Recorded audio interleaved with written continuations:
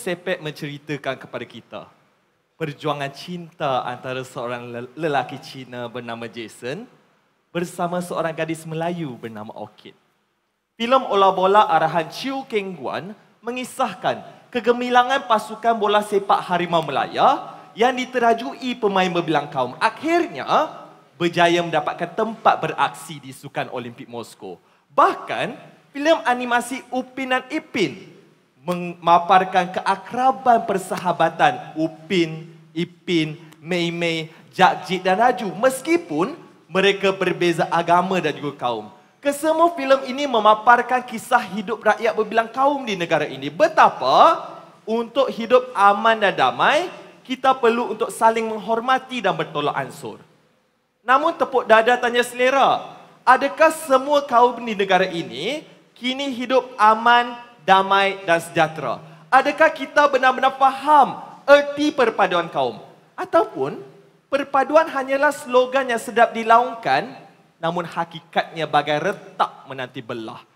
13 Mei 1969, peristiwa bersejarah yang pasti kita tidak lupa. Pertumpahan darah, kacau bilau yang hampir menghancurkan negara. 143 orang Cina, 22 orang Melayu, 12 orang India terbunuh. Darurat diisytihar, parlimen digantung, Majlis Gerakan Negara Mageran dibentuk. Pada dasarnya, fungsi Mageran ada dua. Pertama, untuk membasmi kemiskinan. Kedua, untuk menyelesaikan masalah perpaduan. Maka tertubuhlah Jabatan Perpaduan Negara, Majlis Perundingan Negara. Diilhamkan pula pada tahun 1970, suatu dasar yang diberi nama Rukun Negara, yang menjadi garis panduan untuk kita membentuk masyarakat bersatu padu. Kini, sudah 50 tahun Rukun Negara ini diperkenal. Namun, sejauh manakah Rukun Negara ini mampu untuk membentuk masyarakat Malaysia yang bersatu padu? Mari kita uji bersama. Hadirin, tidak perlu untuk saya laungkan satu persatu. Saya percaya anda, saya, kita semua tahu ke semua prinsip yang terkandung dalam Rukun Negara. Namun sejauh mana kita benar faham nilai dan falsafah di dalamnya? Mari kita telusuri, mari kita kaji. Apek nak cerita 4 elemen. Pertama, Tuhan. Ronald Reagan Wilson, Presiden Amerika Syarikat ke-40, sewaktu Economical Prayer Breakfast pada 23 Ogos 1984 pernah berkata, sebuah negara yang tidak bertuhan adalah negara yang tidak bernilai. Kerana negara tersebut tidak tahu untuk membezakan yang mana satu betul, yang mana satu salah, yang mana satu hak, yang mana satu batil, yang mana satu benar, yang mana satu mungkar. Agama telah menjadi panduan kita untuk hidup bernegara. Surah Al-Mumtahanah ayat ke-8. Allah tidak melarang kamu daripada berbuat baik dan berlaku adil kepada orang yang tidak memerangi agama kamu. Kitab Injil, Markus bab 12 ayat 31. Kasihilah sesama manusia sebagaimana kamu mengasihi diri kamu sendiri. Kitab Yajurveda ayat 26.2. Kedamaian merupakan sesuatu yang kita dambakan sejak kehidupan lalu sehinggalah kehidupan kini, yang menjadi elemen penting dalam kehidupan sosial masyarakat. Nah, lihat, kesemua agama menuntut umatnya menjadi agen pendamaian. Tidak ada satu agama pun yang mahukan umatnya menjadi punca ketidakamanan. Di Malaysia, prinsip pertama Rukun Negara menuntut kita untuk percaya bahawa negara dan bangsa ini ditubuhkan atas kepercayaan yang kukuh kepada Tuhan. Perkara ketiga, perlembagaan persekutuan. Agama Islam adalah agama rasmi persekutuan, namun agama lain dan kepercayaan lain masih boleh diamalkan. Persoalannya, adakah prinsip ini dizahirkan dalam diri setiap kita? Memang tidak dapat disangkal. Kita yang berbeza agama ini telah lama hidup di negara ini. Namun sedar ataupun tidak, semakin hari semakin rancak isu sensitif berkenaan agama digunakan oleh mereka yang tidak bertanggungjawab untuk memecah belahkan perpaduan kita.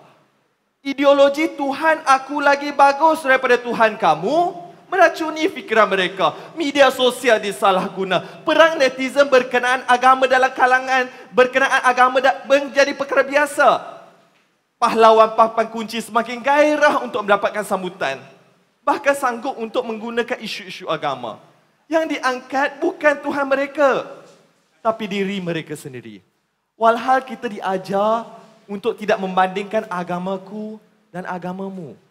tapi untuk kita menerima pilihan setiap daripada kita. Yang berbeza hanya pada Tuhan, tidak pada nilai kemanusiaan itu sendiri. Maka benar kata Ronald Reagan, if we ever forget that we are one nation under God, we be a nation down under. Kedua, raja. Wasiat Sultan Alauddin Riayat Shah seperti yang dikalamkan oleh Tun Sri Lanang dalam Sulalatus Salatin. Raja itu umpama api, segala Perdana Menterinya umpama kayu. Jika tiada kayu, maka api tidak akan menyala. Raja itu umpama pohon, rakyat itu umpama akar. Jika tiada akar, nescaya pohon tidak akan dapat berdiri. Hadirin, sistem pemerintahan beraja tidak lagi asing dalam masyarakat kita. Kerana sebelum wujudnya sistem pemerintahan kini, institusi istana merupakan elemen penting dalam masyarakat kita. Namun akibat proses kolonisasi, sesetengah negara terpaksa untuk melenyapkan institusi beraja dan digantikan dengan sistem pemerintahan yang moden, republik. Malaysia, kita bertuah, tak kala tanah Melayu beroleh kemerdekaan, yang di-Pertuan Agong diletakkan sebagai ketua negara, Sultan sebagai ketua negeri.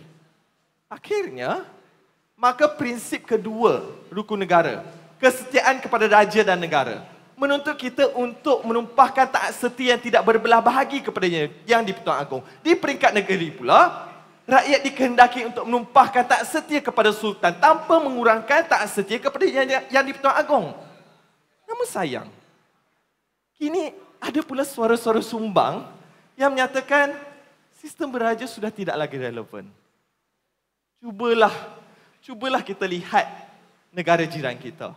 Betapa rakyat negara Gajah Putih itu tidak pernah mempertikaikan kedudukan raja-raja, bahkan mereka bersumpah taat setia kepada raja mereka. Kesannya, meskipun kini sudah hampir 3 tahun kemangkatan Raja Bhumibol, rakyat negara Thailand masih lagi berkabung dan bersedih atas pembagian baginda. Kita pula bagaimana? Ketiga, undang-undang. Suka untuk saya petik Cynthia Fernandez Roig dalam makalahnya A Country Without Law. Katanya, sebuah negara perlu ada 4 elemen asas. Tanah, rakyat, kerajaan dan daulat.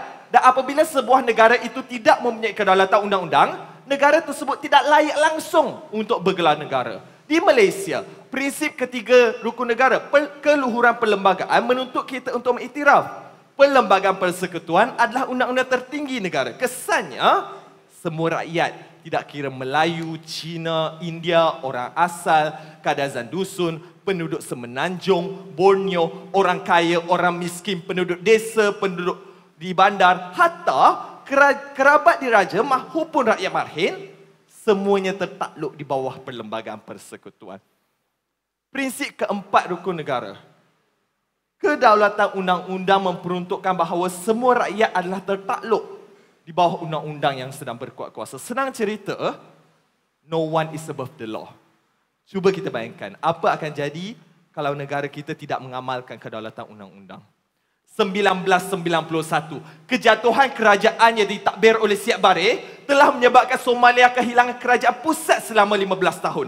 Sepanjang tempoh itu, tidak ada undang-undang pun yang boleh dikuatkuasakan ke atas rakyat Somalia. Kesannya, rakyatnya diperintah mengikut telunjuk mesingan pengganas. Bahkan, mengikut laporan The Telegraph pada 13 Februari 2005, kedai yang menjual alat permainan kanak-kanak juga menjual senjata api dan bom tangan. Dahsyat. Keempat, adab dan susila bangsa.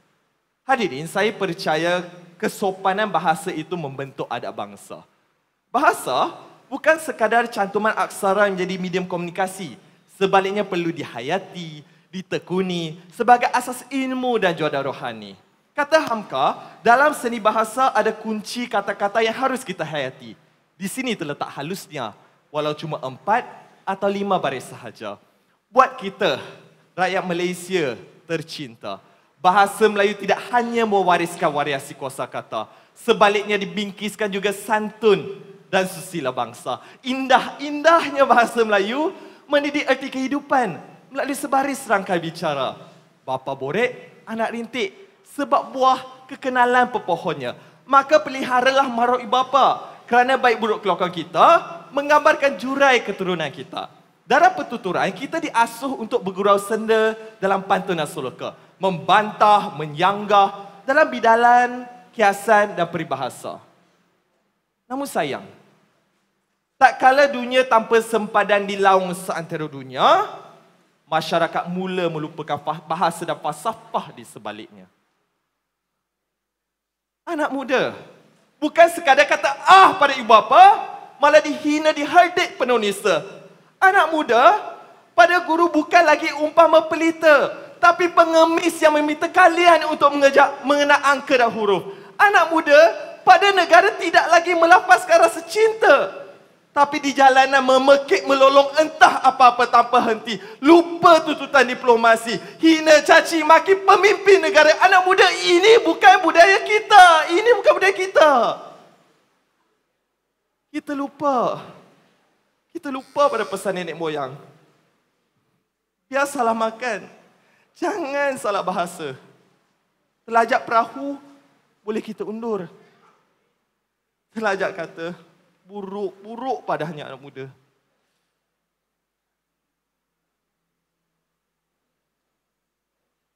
Di akhirnya, 4 elemen yang saya terangkan tadi merupakan asas rukun negara dan teras bangsa Malaysia. Mungkin kita dilihat seolah-olah masih belum mencapai tahap kesempurnaan dalam martabatkan rukun negara. Namun sebenarnya kita sedang cuba dan tidak berputus asa untuk memastikan roh dan semangat yang terkandung dalam rukun negara itu kekal hidup. Kini pemimpin negara kita sedang giat untuk melakukan pelbagai usaha untuk menangani ekstremisme agama. Buat raja dan pemerintah, kita masih sayang pada mereka. Kesannya apabila Sultan Abdullah yang kita kasihi ditabalkan menjadi Yang Tuan Agong, kita berasa bangga. Dan apabila kita menerima berita kemangkatan almarhum Sultan Haji Ahmad Shah, kita berasa hibah kerana kehilangan seorang sultan yang berjiwa rakyat. Bagi kedaulatan undang-undang, saya masih ingat tak kala Kerajaan Pakatan Harapan memenangi pilihan raya umum ke-14. Perkara pertama yang ditekankan Tun Dr. Mahathir Mohamad, kita akan mengembalikan kedaulatan undang-undang. Dan untuk memastikan anak-anak kita, adik-adik yang saya kasih sekalian, kekal sopan dan susila, ibu bapa, guru-guru masih tekun dan berusaha untuk mendidik anak-anak kita, meskipun berdepan dengan cabaran dunia yang semakin maju. Hadirin, di saat akhir ini saya ingin anda lihat kiri, kanan, belakang dan di hadapan anda. Kitalah bangsa Malaysia. Oleh itu hayatilah, fahamilah nilai yang terkandung dalam rukun negara. Rukun yang mengandungi 1001 makna untuk membentuk bangsa Malaysia. Barulah kita akan faham apa ertinya berkongsi negara. Bukan sekadar duduk di negara yang sama, tapi berkongsi saat gembira, saat bangga apabila kita mendengar dan melaungkan nama Malaysia. Terima kasih. Baiklah, terima kasih kepada pemidato kita yang ketiga, Abang Jason. Baik, kita teruskan kepada juri yang berbahagia Puan Nur Hazurin binti Khalid, penolong pengarah Jabatan Penerangan Malaysia untuk mengajukan soalan kepada pemidato. Persilakan. Okey, terima kasih kepada pengurusi majlis.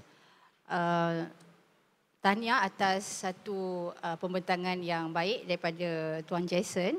Okey, soalan saya, tadi dalam pembentangan Tuan ada maklumkan berkaitan dengan suara-suara yang cuba melenyapkan sistem beraja di negara kita, terutamanya yang mengatakan sistem ini tidak relevan untuk terus diamalkan. Jadi, apakah kaedah yang terbaik untuk kita terapkan dalam jiwa anak-anak muda terutamanya untuk kekal taat setia kepada raja dan negara? Terima kasih.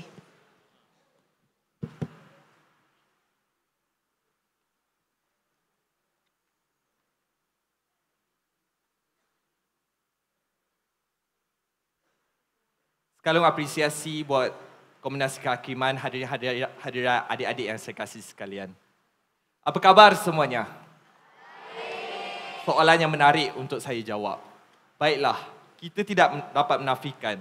Kini ada pula suara-suara sumbang yang cuba untuk melenyapkan sistem beraja dan menyatakan bahawa sistem beraja sudah tidak lagi relevan.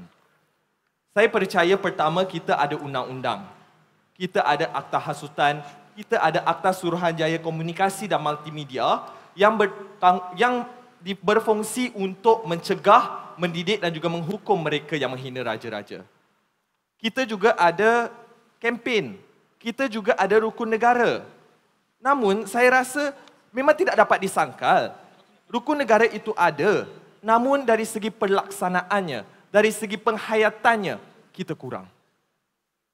Saudara dan saudari, biarlah sebesar-besar kempen yang dilaksana, seketat-ketat undang-undang yang dikuatkuasa, kesedaran setiap daripada kita itu amat penting.